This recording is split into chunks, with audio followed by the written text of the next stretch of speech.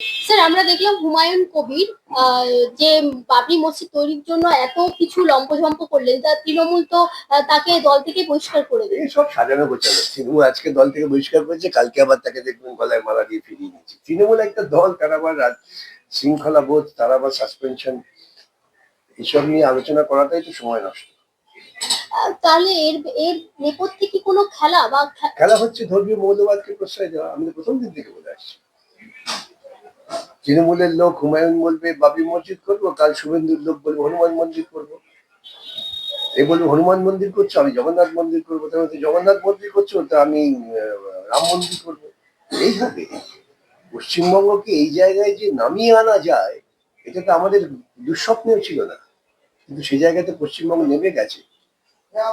SIR হলে কি স্বচ্ছভাবে vote হবে? স্বচ্ছভাবে ভোট করবে ওরা। এসআইআর এ কি হবে? এসআইআর তো ভোটার লিস্ট তৈরি হবে, যে ভোটাররা থাকবে তাদের ভোট দিতে দেবে না তৃণমূল বিজেপি গুন্ডারা তারা আটকে দেবে, যান হয়ে যান আপনার ভোট হয়ে গেছে? সেটা ভাবতে হবে। স্বচ্ছভাবে ভোট এসআইআর এর উপর নির্ভর করে না, স্বচ্ছভাবে ভোট নির্ভর করে প্রশাসন এবং শাসক দলের সদিচ্ছার উপর।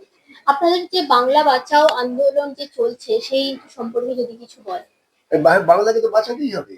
বাংলা কাজকে কোথায় নিয়ে গেছে? যে বাংলাকে দেখে ভারতবর্ষের মানুষ মাথা নত করতো, সেই বাংলাকে দেখে ভারতবর্ষের মানুষ মুখ ঘুরিয়ে নিচ্ছে।